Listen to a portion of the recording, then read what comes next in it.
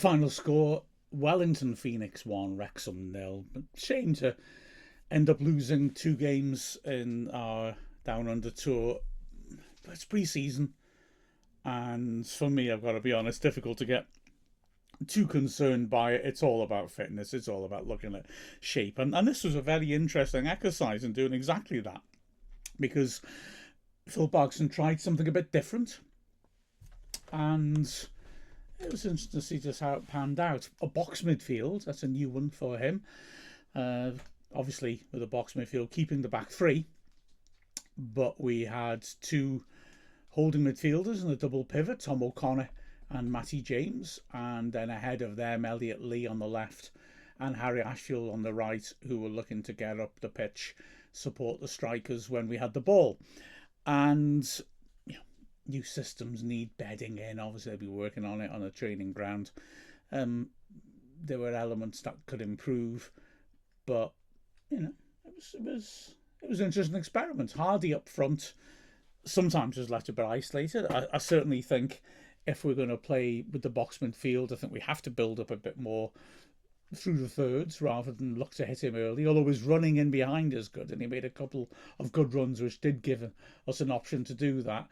But if he's not able to do that, or should I say if he's not doing that, I don't think going long to him is a wise move, because he was left a touch isolated in those situations.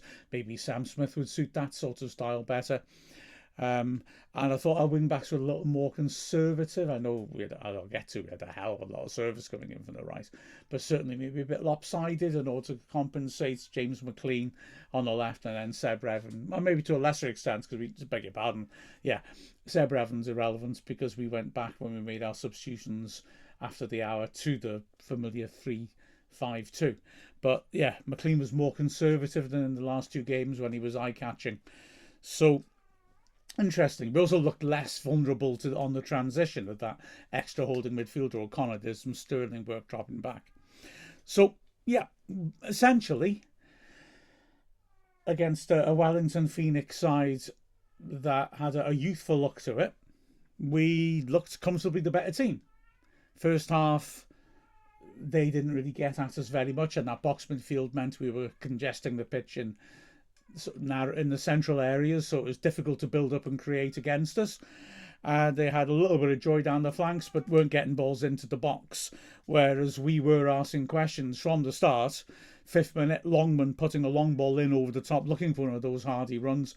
It was overhit, but the goalkeeper, Aloegme, came out of the box and made a poor clearance, hitting it straight to Harry Ashfield in midfield. He took a touch, tried to shoot. It was an open goal from a long distance, admittedly. If he hits the target, he scores, but he pulled it wide. So frustrating for him. It's not an easy chance, but yeah, if you get the right contact and that, you've scored.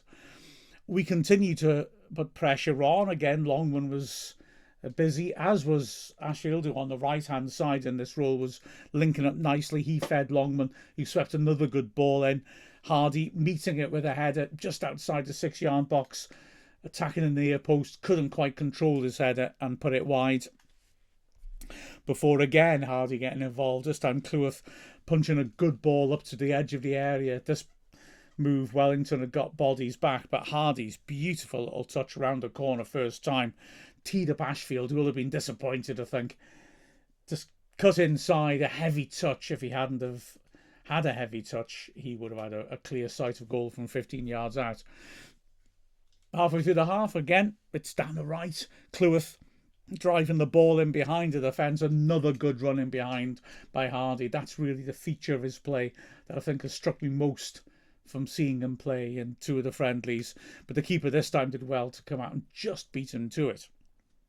So Wrexham on top, certainly not looking troubled at the back and making half chances.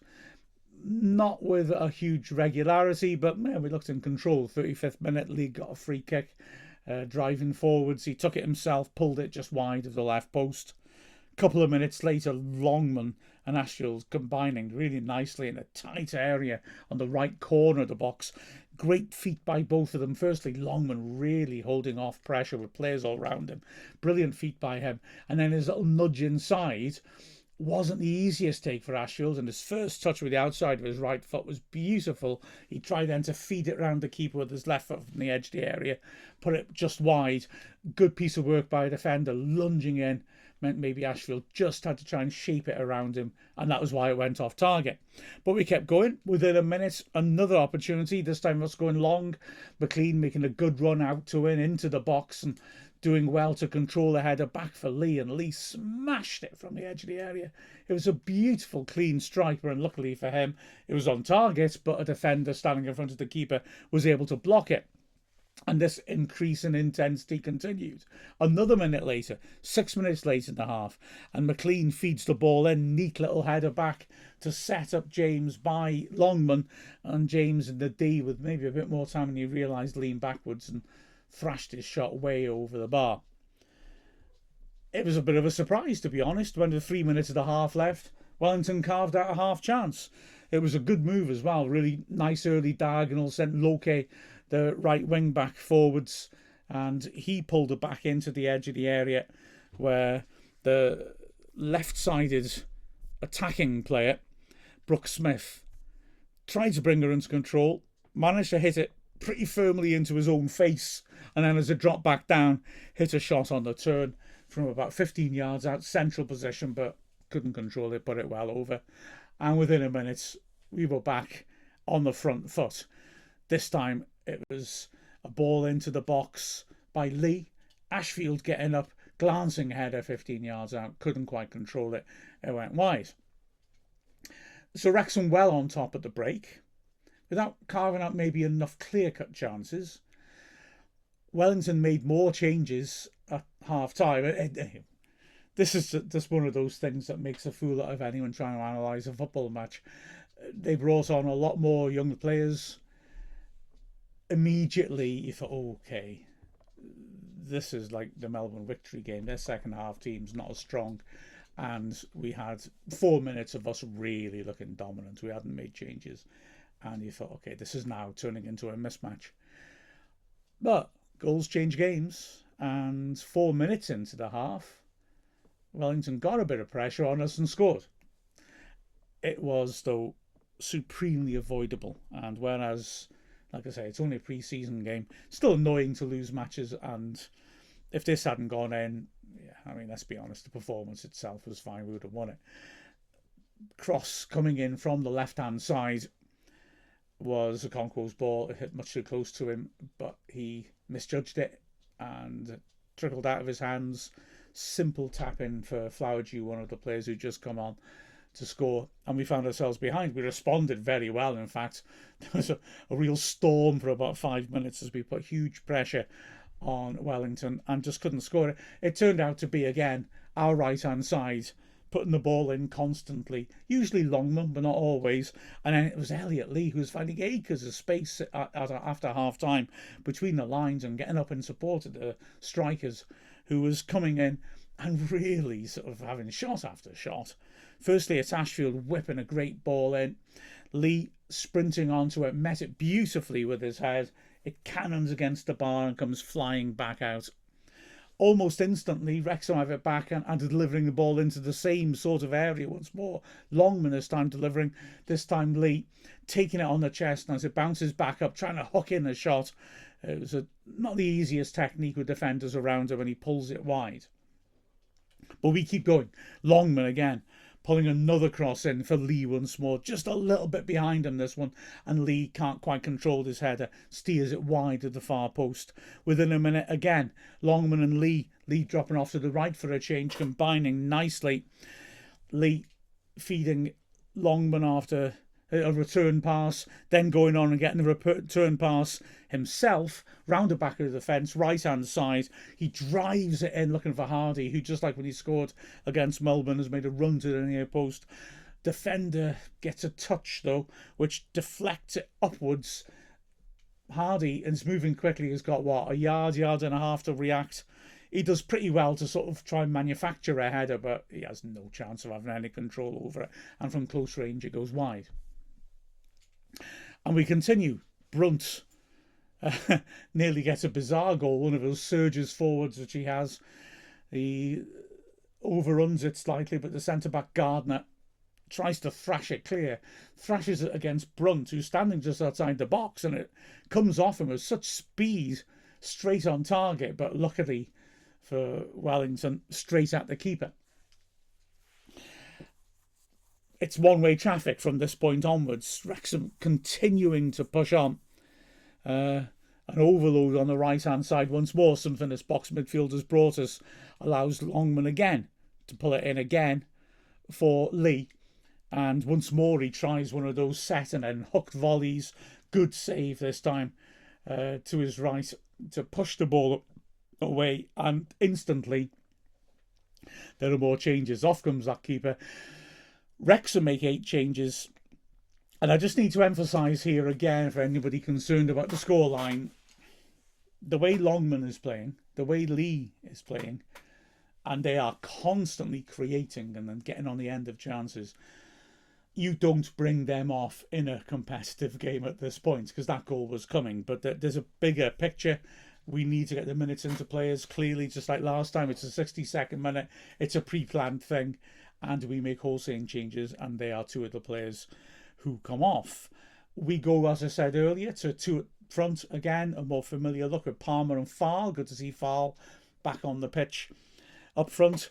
And we immediately have a really, really nice move where Brunt punches a ball into the feet of Farl in the centre circle. He's got a man on him.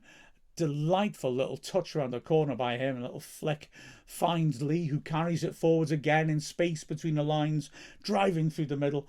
It's a 3-on-2 break. He feeds it left to Palmer. Barnett is completely unmarked on the right, and Lee is, I assume, thinking we can switch her over that Palmer can, and I'm pretty sure that's what Palmer looks to do. He punches an early ball hard across the face of the box, but Lee takes it. I don't think it's aimed for Lee. I think he's looking to find Barnett so he can play the killer ball in for Lee. But Lee takes it, drives into the box with defenders around him, and is well tackled. Because it's not intended for Lee, for me, I don't. It doesn't drop perfectly for Lee, and he does well really to take it in his stride. If it was meant for Lee and was played with the right weight and accuracy for him, then yeah, I think Lee may well have scored. But yeah, I think the idea wasn't the idea in Palmer's mind, but Lee took it anyway. We start to just lose a little bit of momentum. Balls are coming in again from the right constantly. Farl is getting on the end of it rather than Palmer. And in the next 10-15 minutes or so, the only real chance we have is when Barnett, who's very involved, sweeps the ball in. Farl can't get a proper contact on it and heads it wide from about 8 yards out. We make our final changes. So we've got a completely rotated team.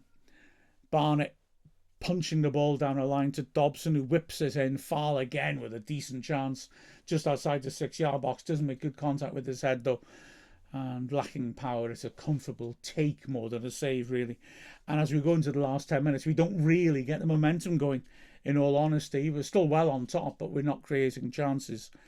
Moore has come on up front, and he has a sort of half chance. Aaron James punching the ball into the box. Moore does well to find space. He's replaced Lee and finds similar space on a similar part of the pitch, but miscontrols and the ball gets away from him.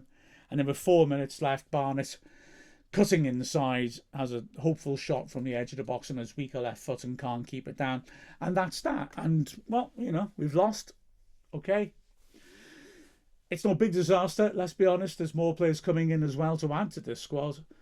And the key thing is, what state do we come out of this tour in? Well, the players have had minutes in their legs.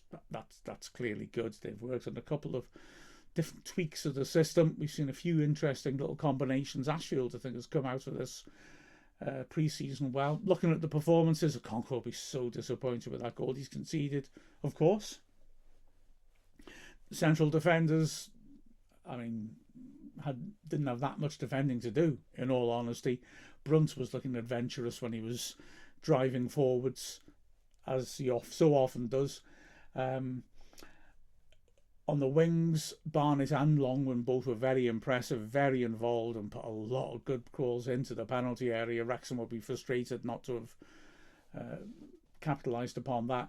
The double pivot worked all right. O'Connor made some good cover. Like I said, he's useful covering transitions in that role, made a couple of good tackles when they broke on us as well, and used the ball well in general. Lee was very busy in his last half hour, maybe a bit more on the pitch, and he'll be frustrated not to have scored, but he put some good efforts in, to be fair. Hardy, like I said, I don't think he's a back to goal scrap for the ball in the air striker on his own, but when we were playing to his strengths, feeding it in for his runs down the channels, driving balls in across the box, he looked sharp and dangerous, and you could see how he could score goals at championship level. So overall, it was interesting. I guess the wing backs, the left hand side particularly, McLean was much more conservative in his positioning and in the way we used him when we played at the box midfield. So that was quite interesting, and as a result, he didn't have quite the influence he had in the first two games. But overall, yeah. Judge the tour on how we start the season, in all honesty. A defeat, but most certainly not a harmful one. With a final score of Wellington Phoenix 1, Wrexham 0. I'm Mark Griffiths from Wrexham AFC.